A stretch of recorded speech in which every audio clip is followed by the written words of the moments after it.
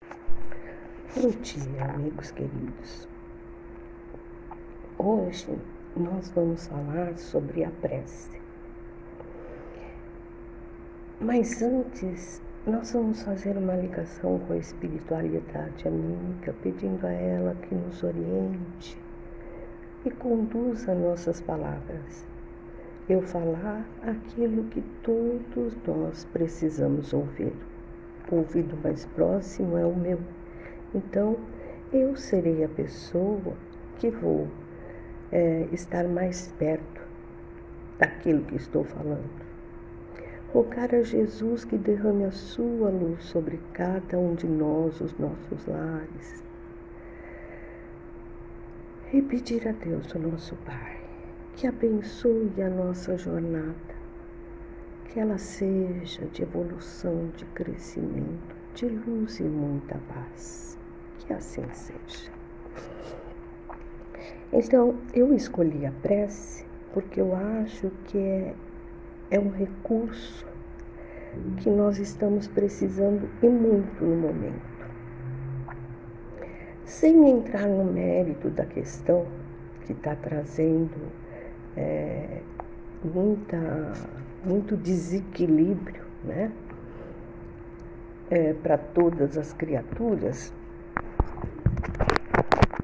para muitas criaturas, eu resolvi falar da prece e relatar o que está falando no Evangelho. A prece, ela é tratada no Evangelho. Lá no finalzinho do Evangelho, capítulo 27, no Pedi e obtereis. E ele nos é dado instruções, e quem nos fala nesse capítulo é Jesus, através de Marcos, de Mateus, de Lucas. Ele diz como nós devemos orar.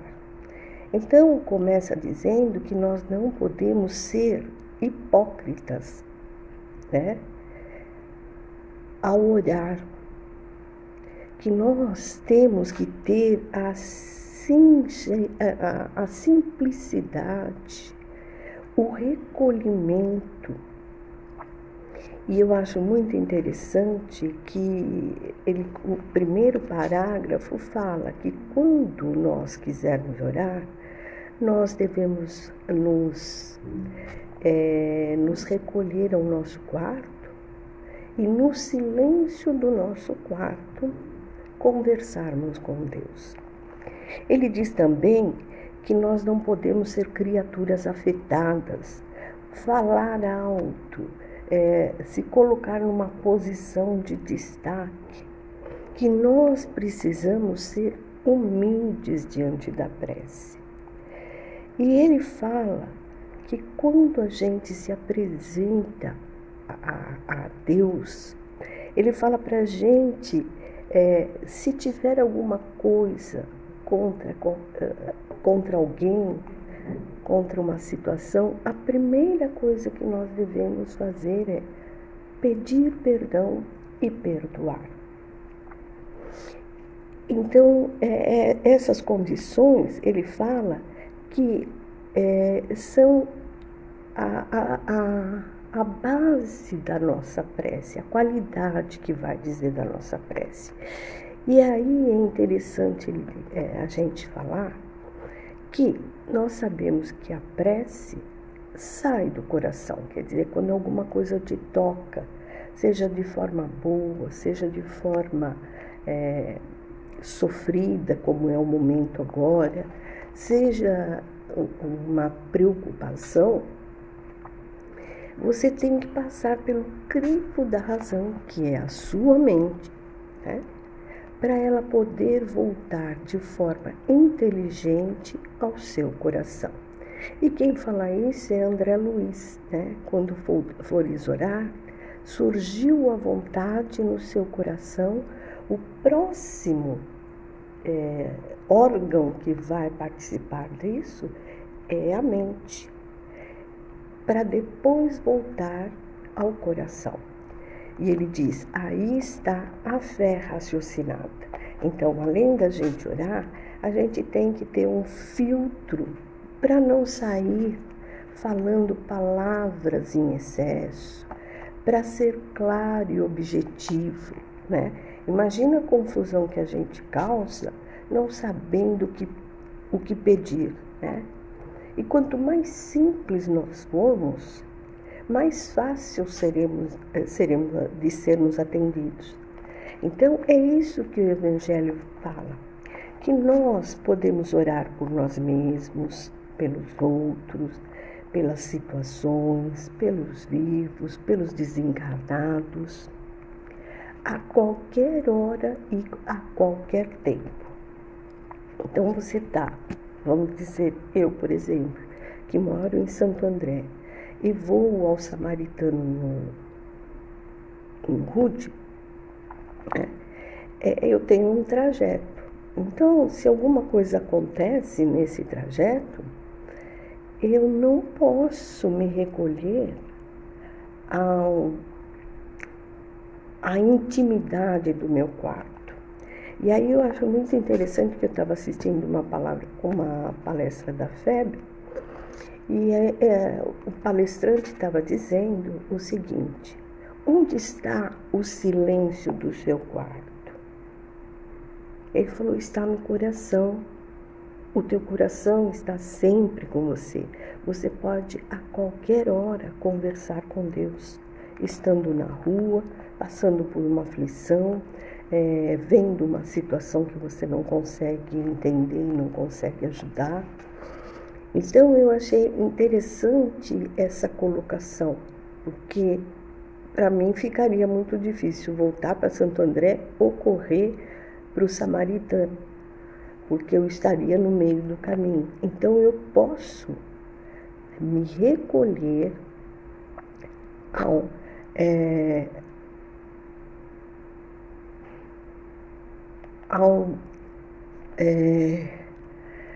silêncio do meu quarto, que é o meu coração. E isso nos conforta nessa hora, né? Principalmente por estarmos orando por pessoas que nós não conhecemos. Quer dizer, infelizmente eu conheço algumas. Algumas desencarnaram, mas eu acredito que todos nós estamos passando por isso. Mas tem muita gente que eu não conheço. Então é alguém que pede para orar, alguém que comenta e você pode pensar por ela, né? Então ele fala que a gente não pode ser superior na hora da oração, quer dizer, se colocar, ele até cita os publicanos, né? Se colocar numa postura de eu sou o melhor, né? Você tem que, em primeiro lugar, se colocar humilde. E eu gosto de saber que a humildade, embora muitas das vezes a gente não o seja, a humildade é um dos requisitos para uma boa prece. Ele fala também que para você ter uma resposta da prece, você não pode duvidar, né? Então você está passando por uma situação como essa, que nós pouco conhecemos, dependemos de informações de pessoas que a gente não conhece. O desespero seria o nosso pior amigo nessa hora, né? Não seria o melhor amigo nessa hora. Então, você fazer a prece e ter a confiança e a certeza de que você vai ter uma resposta. Mas é muito importante, e eu acredito que nós, que estamos nessa religião, já compreendemos que para um pedido nosso ser atendido do modo que a gente pede, não vai acontecer, né? Porque quando nós pedimos a Deus, vamos supor, nós fizemos tudo isso, nos recolhemos, usamos palavras simples, estamos de postura humilde diante de Deus e pedimos uma coisa que no momento não é possível ser realizado. O conforto para nós é esse, sabermos que Deus é o único que nos conhece. Ele sabe a nossa vida de ontem, Ele sabe a vida de hoje e Ele sabe qual será o resultado amanhã, qual será a vida no amanhã. Então, Ele analisa com estas três situações e nos concede o melhor naquela hora. Então, nós vemos muitas pessoas dizerem assim, Deus não me ouve, tudo que eu peço Ele não me dá, né? Mas a gente esquece que muitas daquelas coisas não seriam boas para nós nesta hora. Então, a humildade, a simplicidade da oração é muito importante agora. Pedir, Pai, que seja feito o melhor por cada um de nós que estamos nesse planeta. A cada um será dado a sua medida, não é o que a gente vê no Evangelho? Então, a gente chegar diante de Deus, nos recolhermos, né? Ouvimos uma notícia que não é boa, soubemos de alguém que não está bem. Pai, que se faça o melhor por ele nesta hora. E segue adiante, agradece. Eu te agradeço desde já, Pai, porque eu sei que o Senhor vai cuidar dele. Agradece e vai.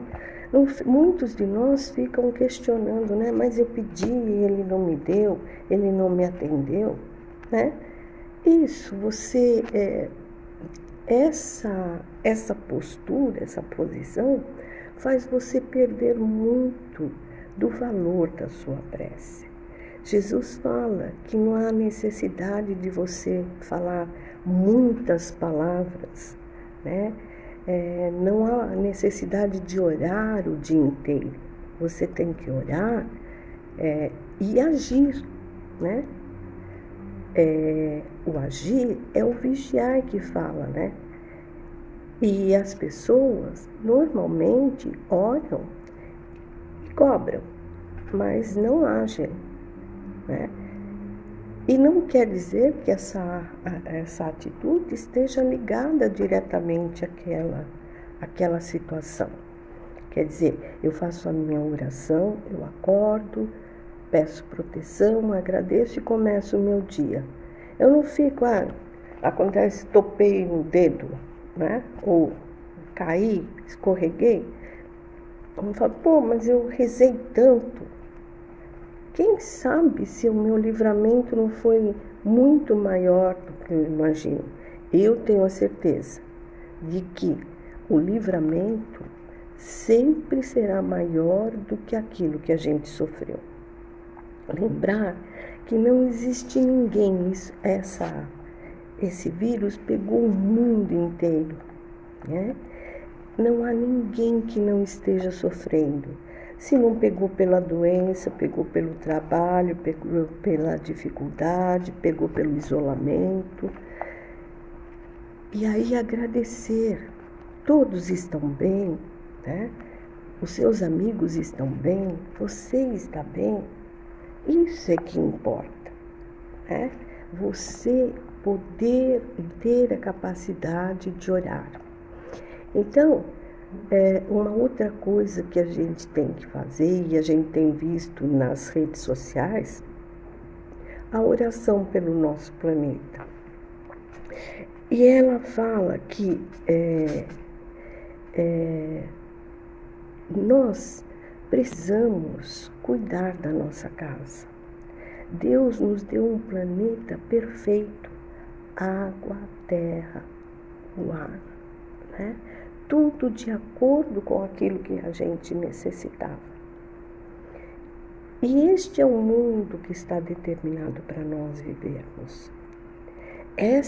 Esses 90, 100 dias que o mundo está se isolando, ou mais, porque na Europa já está há bastante mais tempo que a gente, o mundo, né, o planeta está se recuperando. Então, em cada parte do mundo a gente sabe que houve regeneração no mar, nos rios, na terra, no ar. Os animais estão se reproduzindo com maior tranquilidade, eles estão convivendo mais tranquilamente, porque nós não estamos interferindo. Então, tem o zoológico, tem os parques que estão fechados para nós, mas os bichinhos que estão lá dentro estão muito felizes, as plantas também. Então, tudo isso é uma coisa para a gente olhar com os olhos de gratidão. Nesse capítulo, eles falam que a prece pode ser de louvor para pedir e agradecer. Louvar, nós sabemos, louvar a Deus em todas as circunstâncias. Pedir, somos uns pedintes desde que nascemos. Mas a gratidão não é uma coisa que a gente percebe em todos, né? Ele fala que devemos, no capítulo, a prece deve ser feita com uma fé tão grande que você tenha a certeza de que o que é melhor já está sendo preparado para você. Então agradeça, porque o Pai vai lhe responder, mas não no meu tempo, no tempo dele, no tempo que for bom para mim e para aquela situação. Então é muito interessante a gente ler essa prece, porque ele fala que nós temos participação direta àquilo que nós pedimos, né? Nós não podemos pedir nada que não seja útil para nós, né? Tem que ter utilidade. Então, se eu não estudei, aí eu fico, ai meu Deus, me ajuda a passar no vestibular, ou concurso, ou na vaga que eu estou pretendendo.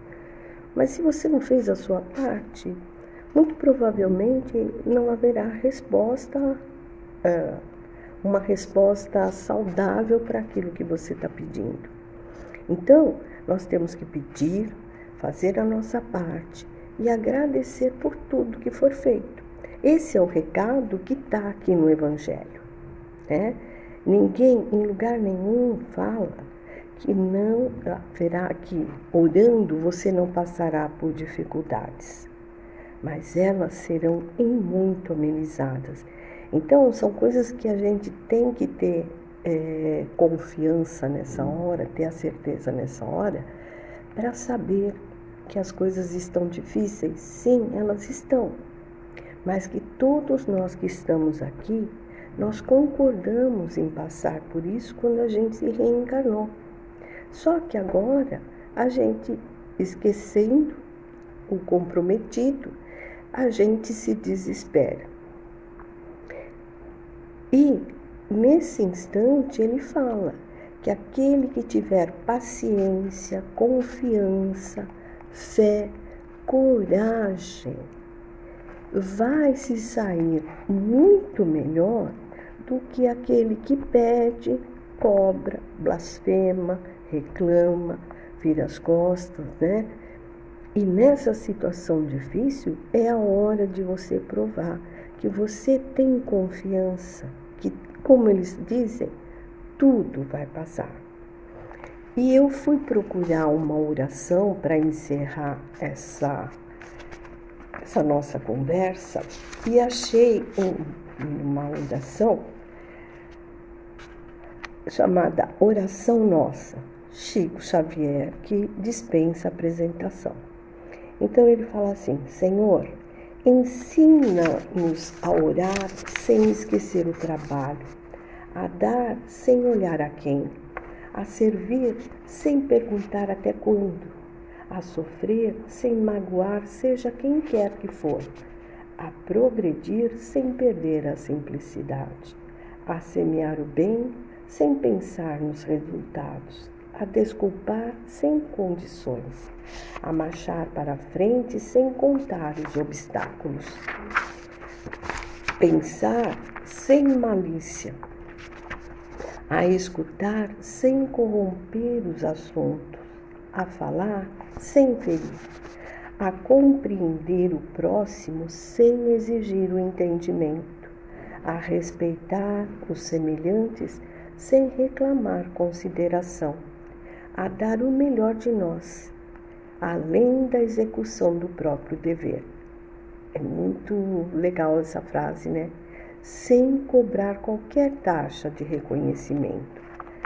Senhor, fortalece em nós a paciência para com as dificuldades dos outros, assim como precisamos da paciência dos outros para com as nossas dificuldades. Ajuda-nos para que a ninguém façamos aquilo que não desejamos para nós. Auxilia-nos, sobretudo, a reconhecer que a nossa felicidade mais alta será aquela de cumprir os seus desígnios, onde e como queiras, hoje, agora e sempre. Que assim seja. Eu espero que eu tenha deixado alguma coisa útil para todos nós e que todos nós tenhamos muita confiança, muito equilíbrio nessa hora e, acima de tudo, muita fé que Deus olha por nós e que nós seremos fortes e confiantes e corajosos por passar por mais essa dificuldade. Que a luz e a paz esteja com todos e que a nossa gratidão chegue ao Pai, chegue a Jesus, a espiritualidade amiga, na forma do simples. Muito obrigada.